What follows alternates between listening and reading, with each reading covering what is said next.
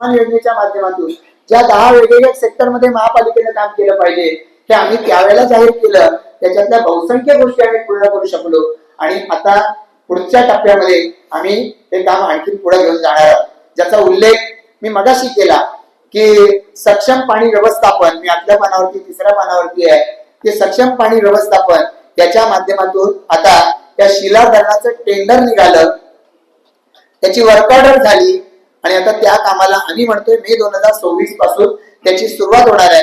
Land acquisition related आणि बाकी सगळ्या या सगळ्या प्रक्रियेला वेग येईल.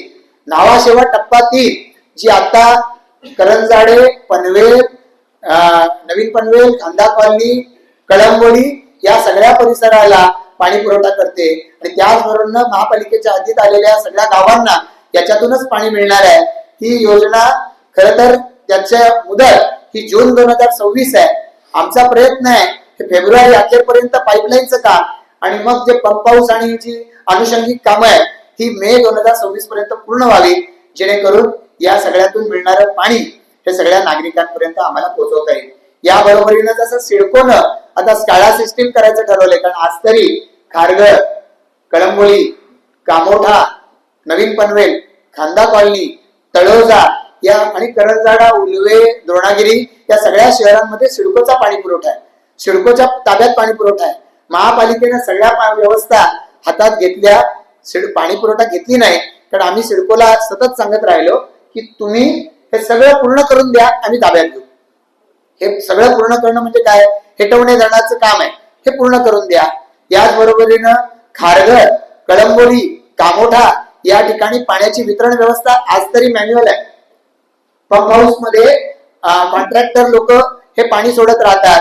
आता या सिस्टीम मधून लोकांचा सुटकारा व्हावी, कारण लोकांचा आरोप राहतो की अमुक अमुक ठिकाणीच पाणी जास्त जातं, म्हणून त्या ठिकाणी ऑटोमायझेशनची टेंडर ही सिडकोच्या माध्यमातून काढायला सिडकोच्याकडे आम्ही सतत पाठपुरावा केला, त्यांना भाग पाडलं आणि त्याच्यातून तिथली ऑटोमायझेशनची कामं त्या ठिकाणी सुरू आहेत. या बरोबरीनं आता मोठ्या प्रमाणात लोकवस्ती वाढते, तशी त्या मोठ्या संकुलांमध्ये गार्डन पासून सगळ्याला पाणी जे जातं ते पिण्याचं पाणी लागू नये, पोर्टेबल वॉटर ज्याला आपण म्हणतो, म्हणून सांडपाण्याच्या वरती प्रक्रिया करणं हे सिडको आणि महापालिकांनी केलं पाहिजे आणि या माध्यमातून पाण्याचा पुनर्वापर करायचा. तर पुनर्वापर जे करतील त्यांना टॅक्स मध्ये रिबेट दिला पाहिजे, जे रेन वॉटर हार्वेस्टिंग करतील त्यांना टॅक्स मध्ये रिबेट दिला पाहिजे. यासाठी आम्ही महापालिकेच्या माध्यमातून हे काम पुढे चालू करणार आहोत. नंतरचा मुद्दा आहे दर्जेदार रस्ते, मजबूत पाया सुविधा. आपण पाहताय ठिकठिकाणी कॉन्क्रीटचे रस्ते बांधले जात आहेत, त्याबरोबरीनं गटार स्वतंत्ररित्या ती बंदिस्त गटार कॉन्क्रीटचे ही सगळी गटार आहे. चौकांचं सुशोभीकरण केलं जात आहे. मुख्यत्वे तळोजापासून ते कळंबोली पनवेलचा हा रस्ता आता जो फोरलेन आहे, पण त्या ठिकाणी बऱ्याच वेळा ट्रॅफिक कंजेशनचा सामना करावा लागतो. त्याचं 6 पदरी मार्ग करण्याच्यासाठी म्हणून आम्ही या ठिकाणी सांगितलं शासनाच्याकडे आम्ही पाठपुरावा करू. ज्याप्रमाणे कळंबोलीचा ब्रिज हा शासनाकडे पाठपुरावा करून आता त्याचं काम सुरू झालेलं आहे. काल मुख्यमंत्र्यांनी सांगितलं की स्टेट ऑफ आर्ट असा तो ब्रिज होणार, तसाच हा रस्ता हा सुद्धा 6 पदरी हा करण्यासाठी आम्ही पाठपुरावा करणार आहोत. या बरोबरीनं नागरिकांना वाढलंय, त्यामुळे अग्निशमन दलामध्ये सुद्धा या प्रत्येक शहरामध्ये 90 मीटर शिडीची अग्निशामक वाहनं ही उपलब्ध करून देण्यासाठी आम्ही आता या ठिकाणी पाठपुरावा करणार आहोत. सार्वजनिक वाहतूक व्यवस्था सध्या तरी आपल्या परिसरामध्ये NMMT, KDMT, बेस्ट या सगळ्या परिवहन सेवा चालतात.